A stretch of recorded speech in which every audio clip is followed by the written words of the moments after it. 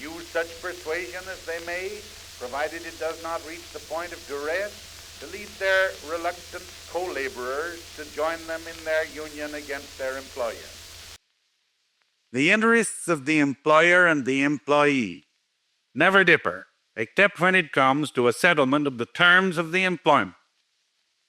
To give to employees their proper position in such a controversy, to enable them to maintain themselves against employers having great capital, they may well unite, because in union there is strength, and without it, each individual laborer and employee would be helpless.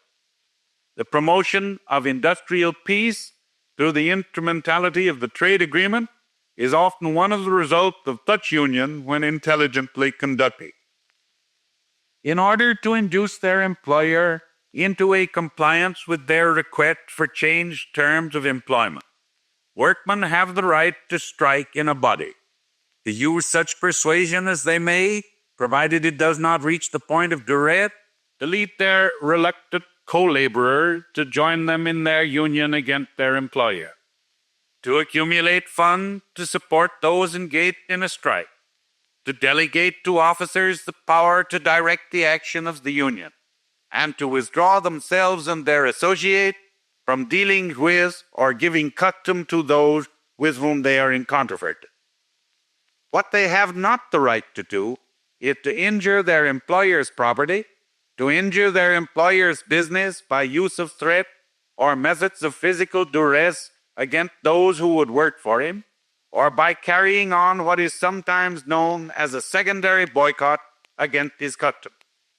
All those who would sympathize with them may unite to aid them in their struggle, but they may not, through the instrumentality of a threatened or actual boycott, compel third persons against their will and having no interest in their controversy to come to their assistance. These principles have for a great many years been settled by the courts of this country. Jury Trial in Contempt Cases by William H. Taft, Edison Record. Under the provision of the Democratic platform promising a jury trial in all cases of indirect contempt, a recalcitrant witness who refuses to obey a subpoena may insist on a jury trial before the court can determine that he received the subpoena. A citizen summoned as a juror and refusing to obey the writ, when brought into court, must be tried by another jury to determine whether he got the summons. Such a provision applies not alone to injunction, but to every order which the court issues against persons. A suit may be tried in the court of first instance and carried to the court of appeals and then to the Supreme Court. Then, if the decree involves the defendant doing anything or not doing anything, and he disobeys it, the plaintiff, who has pursued his remedies in lawful course for years, must, to secure his right, undergo the uncertainties and the delays of a jury trial before he can enjoy that which is his right for the decision of the highest court of the land.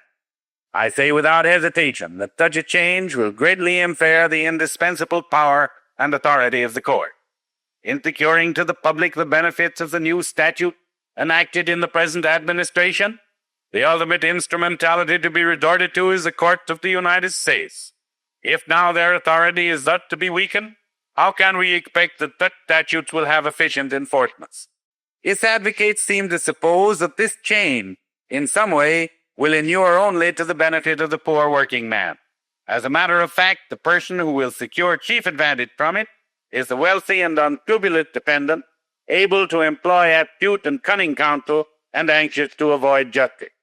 The maintenance of the authority of the courts is essential, unless we are prepared to embrace anarchy. Never in the history of the country has there been such an insidious attack upon the judicial system as the proposal to interject a jury trial between all orders of the court made after full hearing and the enforcement of such orders.